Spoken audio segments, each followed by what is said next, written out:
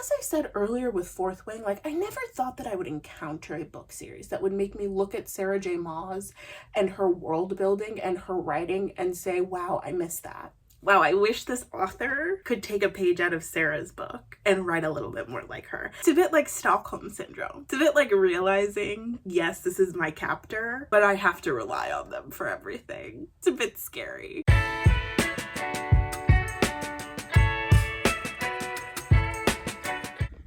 Hello everyone, my name is Neida, and today I am going to talk to you about the worst books that I read in the year 2023. I read a lot of books this year. Not a lot for most people. I'm on my way to 30. I will be at 30 by the end of this month. But I read a lot of books for myself this year, and a lot of them were stinkers. So we're gonna literally get right into it. The first book that I want to talk about is Fourth Wing by Rebecca Yarros. I am going to disclaim at the beginning here, I didn't finish it. If you think that that means that I shouldn't have an opinion about how I feel about the book, then okay, bye. But like, I think that I should have an opinion, and there's always a reason that people don't finish books. Like, it's not like if I hate a book at the beginning, the ending will somehow salvage it and somehow salvage how I look at the book. No, I'm always going to remember that I hated the beginning of the book. I read most of Fourth Wing.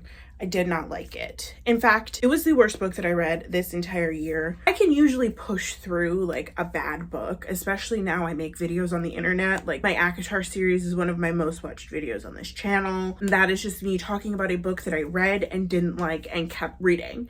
But this was so bad, and maybe I used all my bad book tokens on the ACOTAR series, but like, or like so bad it's good tokens on the ACOTAR series, but like, it was almost impossible to get into. And in fact, I didn't get into it and I just stopped reading it. But I did listen to like 6 hours of the audiobook. It's a 21-hour audiobook. I think that's like 20% of the way through or 17% of the way through or whatever. If you've never heard of Fourth Wing is a romantasy novel about a girl named Violet Sorrengail, whose mother is the general of the army, or she's like in charge of the war college, whatever. She's in a high up position in the military, or in the Dragon Rider quadrant in the country that they live in. And so in this world, there's like the country that they live in, which is dragons, and then another country which is griffins. The dragons and the griffins hate each other. It's kind of like the sharks and the jets. In Violet's country, everything is super militarized so that they can protect themselves against the griffins. There's 4 routes that your life can go down, basically. You can be a dragon rider like Violet's mom. These are the people who take on the most danger. They ride dragons, they bond with the dragons, they have magic, and they're the most responsible for protecting the country. And then you can be a healer who heals the soldiers and the dragon riders. You can be in the infantry, which is like the ground soldiers, and it's not as prestigious as the dragon riders. This is very heavily analogous to the United States Army and like the Air Force. The Army, the Marines, is like the Marine training is more rigorous, the Air Force training is more rigorous, and then the Army is like the soldiers who are on the ground. Then the 4th quadrant is the scribes. So Violet grew up fully intending to be a scribe like her father. She's a bookworm. She loves to be in the library. You know, the typical teenage female protagonist. She's brown hair, whatever. Well, she's like early graying, but like, so she's bookish and she loves to read and she loves history, all of that stuff. She's going to be a scribe, but then at the last minute, her mom is like, no, you can't be a scribe. You're going to be a dragon rider like me. Sorrengails have always been dragon riders. Her mom does say this in the book, to which I say, she does have a dad. Are we saying that this is a matrilineal society? Are we saying that the kids all took their mom's name? Or are we saying that their dad's name is Sorrengail? Which, if their dad's name is Sorrengail, then Sorrengails don't always become dragon riders. You're a dragon rider, but he's a scribe. And also, if you married a scribe, why do you hate scribes so much? Violet's mom tells her to become a dragon rider, and Violet's like, oh no, I'm gonna die, because she's disabled and she's got basically this fantasy world's version of Ehlers-Danlos, which is that it's Ehlers-Danlos, but also you have to ride a dragon, so you might break bones more quickly. Violet is not excited to become a dragon rider, but she has no other choice. And to be a dragon rider, you have to go through this intense physical training. It's like base camp at the Air Force ratcheted up to 10 because the other riders, or the other recruits, these aren't even riders yet, but like the other recruits can kill you if they don't like you or kill you in battle. The dragons can kill you if they deem you unworthy, or if it's a Tuesday and they're just like kind of bored for, it's like, this is the way that it's very dangerous. You can die in a number of ways. There is a guy, there's always a guy. This is what I'll say. Never thought that I would have the experience of picking up a book, yes, and thinking, wow, I wish this was ACOTAR. Picking up a book written by a human being and thinking, wow, I wish this was ACOTAR. Violet, she's not my biggest gripe with what I read about the series so far. Maybe she gets more annoying, maybe she gets more silly, but like, she's just kind of boring. It really felt like I was in a video game. Like I was at the beginning of the video game and she was like the perspective character. Like I was playing the game and she's the perspective character that I look at the world through. Like you go and click on the witch at the market and she tells you a little something, and then you use that clue to go find the next person you need to click on, and then they tell you a little something about the world around them. That is basically what the beginning of this book is. People seem to really enjoy it because they like dragons, sex, books about dragons and sex, or any combination of the two. I'm not a dragon girly. I never have been. I tried to read Aragon when I was in middle school and I was incredibly bored. The dragon aspect was never going to draw me in. What I was hoping would draw me in would be the romance aspect, but not that either. And this is because the book is written so poorly. The book is written so poorly that none of the characters are really characters except the main character. They all are kind of just like avatars off of which we can learn information and have the main character interact with them. And so when you're constructing a love triangle where two of the edges are fake, like not real, like imaginary, like an imaginary number, then there's nothing for it to connect to. And it does not connect to me, the audience. The two love interests, Dane Atos and Xaden Ryerson. Xaden's whole situation, and a lot of people have labeled this as enemies to lovers, and this is not enemies to lovers. Would you consider Romeo and Juliet to be enemies to lovers? Their families are enemies in that play, but that doesn't mean that they are automatically enemies. In fact, when they meet, they spend a little more time together, they get to know one another, and then they're like, oh my god, yeah, love of my life, let's get married. There's not really much else going on with Violet and Xaden. They have the familial thing, but then as they get to know each other, they learn that the other person isn't that bad and they can kind of be trusted. So like, where's the enemies? He just allegedly hates Violet because her mom is the one who executed his dad. But like, her mom didn't even do it out of like animosity or hatred or like bloodline stuff. She was just doing her job. It's not even really a gripe that's worth having because it's like, she didn't do it of her own volition, if you know what I mean. Like, hate the government, don't hate her. The Xaden thing feels thin and like paper mache, like it'll get wet and fall apart. The Dane thing is even worse. Dane is set up as the comfortable, like safe boy, kind of like Gale in the Hunger Games. He's set up as the comfortable, safe boy from home. So Dane is that. Dane is the one who like it's good to go with, and Xaden is the one who it's not good to go with, you know, because he allegedly hates her because her mom killed his dad. Dane is not even interesting enough to be a viable romantic interest ever for Violet. He comes off, like, even from the first time he's on the page, he comes off so aggressive and so like controlling that he's off-putting initially, and it's hard to root for him. And we don't even really know what he looks like except that Violet says he's hot. With Xaden, there's no real hatred between them. There's fear on her part and there's like passive intrigue on his part. The relationships that these guys have with Violet don't really make a lot of sense, or there's not really anything to sink your teeth into there. But then also Dane is like a supervillain in the background doing machinations to try and figure out how to get Violet out when he knows that Violet, her mom, will fucking lose it if she tries to leave. So it just, he doesn't make sense to me as a character.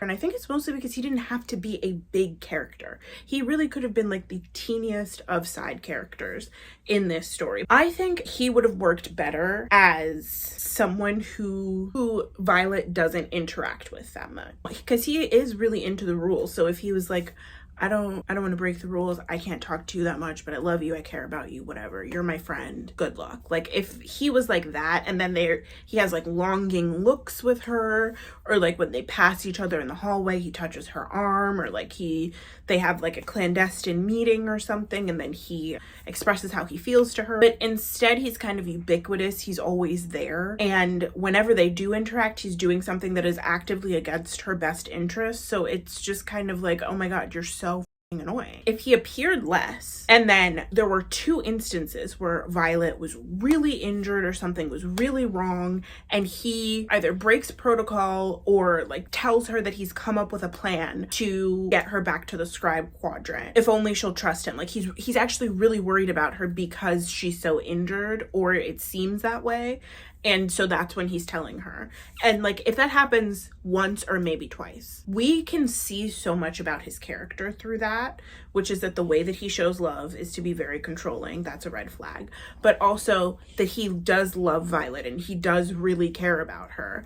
And the way that she responds to it can tell us that she loves and or cares about him. But also she is like the resilient person who is scared to be in the Rider quadrant, but not so scared that they won't stick it out, you know? So the first time he asks, it's out of genuine concern and she responds with genuine strength. And then the second time he asks, it's also out of genuine concern, but also a little manipulation. And she responds firmly and says, no, I'm staying. And then that's it. That's the end of the discussion. We don't talk about it anymore because she's told you twice already, no, this is not the case. And like, by the time the second one rolls around, it will hopefully be the end of the book. I think if we reduce those instances, we reduce him telling her that she's not good enough, that she's not strong enough, all of this stuff, being anti-feminist basically, then we can really concentrate. We can have really concentrated moments of them interacting and moments of him showing how he feels for her. And then he would become a more viable candidate as an alternate part of this love triangle. The Twilight love triangle didn't just work because it worked. It worked because Team Edward and Team Jacob both, there was kind of something to hold on to. Though not that much. Like, as a Team Jacob girly, I was really delulu about that. But there was something to hold on to there. It's not a love triangle if there's 2 men who are attractive and they both breathe next to the girl. I think that would strengthen the Dane side, and then the Xaden side just like actually make them hate each other. Actually let them be enemies for a reason that is about the 2 of them. If you want real enemies to lovers, read The Cruel Prince by Holly Black. Like, those motherfuckers wanted to kill each other. These guys are just like Sims learning about one another's traits, and then when they have all 3 traits, they're like, okay, that's good, I actually like you, and then they get together. Like, come on. Oh, I forgot to say my most important PSA, which is about editing. I did attempt to film this video a couple times before, so I will include a clip from one of those filmings. That is my PSA about editing. And she didn't write it well in the first go, but if she had had an editor, it might have been salvageable. Editors deserve jobs. They need jobs, in fact. We need editors to have jobs. And I think while the series probably was never going to be for me, it could have been, I could have seen it being for someone if there had been some serious editing put into it, right? You know, not just a first draft, second draft, third draft, fourth draft, and then we go to publishing, and then, you know, and I would like that for Sarah J. Maas as well. I would. Okay. It was literally unreadable. Fourth Wing was actually unreadable. I wouldn't recommend that you try it if you're on the fence about reading it because of all of the buzz, but you also don't want to get into like an over 1,000 page series. Oh, I sat down because my legs got tired. The next book that was my least favorite book of the year was Off the Record by Cameron Garrett. I really wanted to like this book because I purchased it in the first place because I follow her on Twitter, but it just wasn't enough of a book for me. It's basically about this teenage girl who wins a magazine competition to follow this movie around on their press tour. And in the process, she like meets the really cute lead actor of the movie who is about her age, but also she uncovers a Me Too-esque scandal where a bunch of actresses accuse this big director, who's the director of the main actor's next movie, of assault, and she has to decide whether she should pursue the story or leave it alone. Yeah, I really wanted to like it. I really wanted to enjoy it. I really wanted it to be a clever an interesting way to tell that kind of story, but it's either because I've aged out of YA or because I just don't really get on with problem plays or like books or movies or TV shows that are about a certain topic and like an after school special kind of. I don't want to be pejorative or mean. I gave it like 3 stars because I did enjoy the romance between the main character and her love interest. I love fat rep, and I especially love when fat main characters get to fall in love and like have be objects of interest for other people, but it just wasn't giving. Okay, so next up, this one hurts a little bit. Hurts a little bit because I was excited to read it, but then I read it and it didn't give me anything.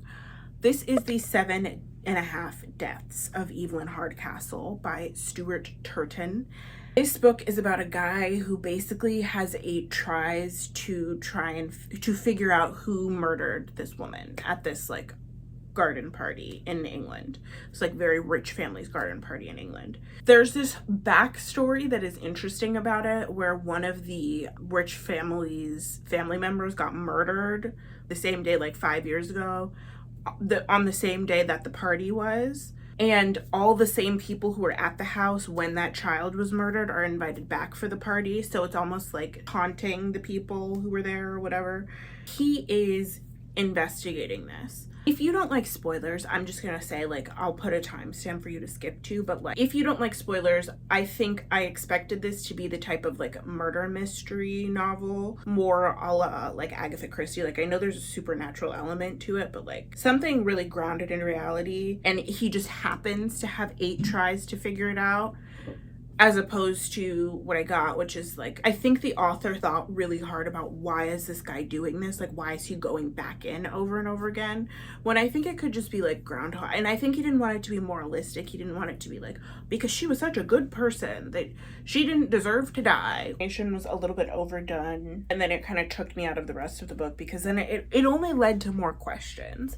Then I think if he had like yada yada'd over it more so, there would be some people would be like, I wish he had explained, but like I cared more about the murder mystery part than I cared about the sci-fi part, and I feel like the sci-fi part kind of took away from the murder mystery part. Can't recommend that you read it, but I'm also not going to implore you not to. You know, it just wasn't my fave. Now for spoilers, you find out that basically he's in a prison, and it's basically like a thought puzzle prison, but also it's the movie Groundhog Day.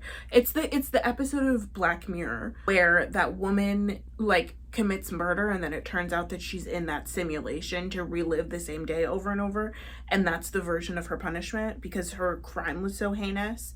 That's basically what this main character is in, and he meets someone in the process who he becomes really attached to, but then he finds out that the person that he met, you find out that the person that he met and that the person that he went into the simulation to like torture for the rest of eternity is the woman who killed his sister, which did not gag me. It only made me feel like kind of weird. I was like, what? They've done this experiment like billions of times basically. So there's no, it's like time has passed. I think like 6 years in the real world has passed. And because it's so hard to figure out who killed Evelyn, I guess it's like the police are doing this to kill 2 birds with 1 stone. You find out who committed a murder and you also like keep someone locked in prison until they can figure it out. So that could be the rest of their life.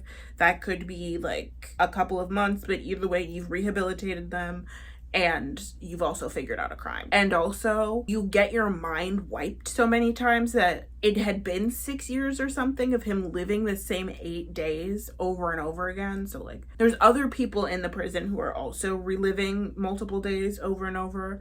The first thing I'll say is he trusted the wrong person way too quickly.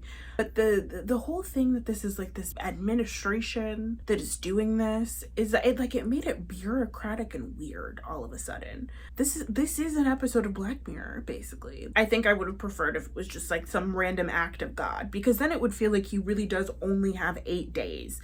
There's no real reason that this has happened, but he only has 8 days and he's gonna figure out who did the murder and then he's gonna wake back up in his life basically. And I think I would have been fine with that level of ambiguity, but knowing the person who he was attached to was the person who killed his sister, but then he's gonna get out of the simulation and not remember his life before. So he's gonna get back into his life. And people are gonna be like, why are you in love with the lady who killed your sister?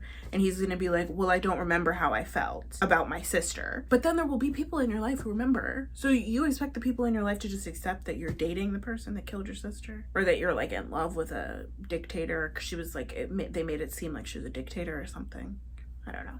I did enjoy the face turn at the end, because I thought that the, Anna is a murderer thing was going to be the only twist in the book. But then it turns out at the end that the person who you thought was Evelyn Hardcastle is actually an actress.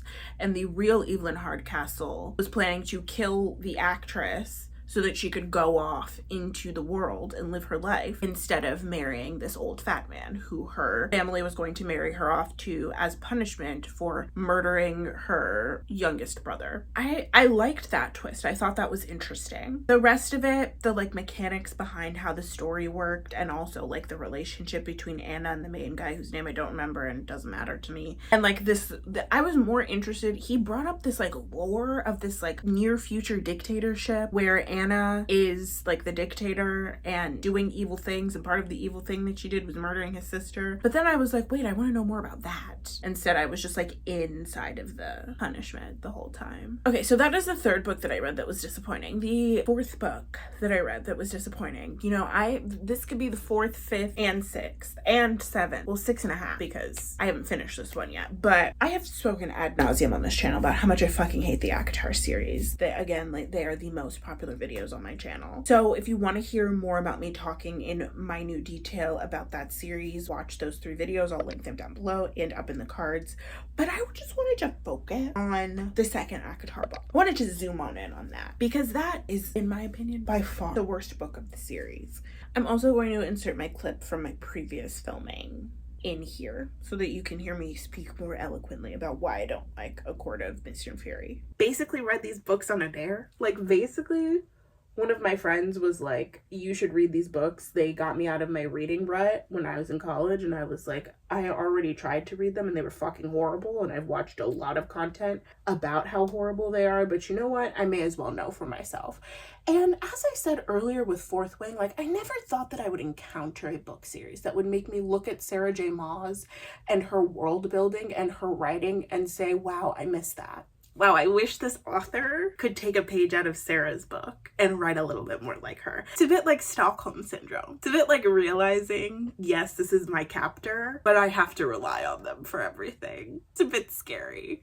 So I was actually really excited for ACOMAF because I had heard on the blog, I had heard from the girls that it was their favorite in the series, and that it is the one in which Rhys and Feyre finally get together. And I remember reading the first book and being so intrigued by Rhys, wanting to understand more about him, wanting to know more about his character, because he really was the most interesting part of that first book. That was my mistake for trusting a white woman. It's absolutely my mistake. And now I've learned my lesson, and I'll never do it again.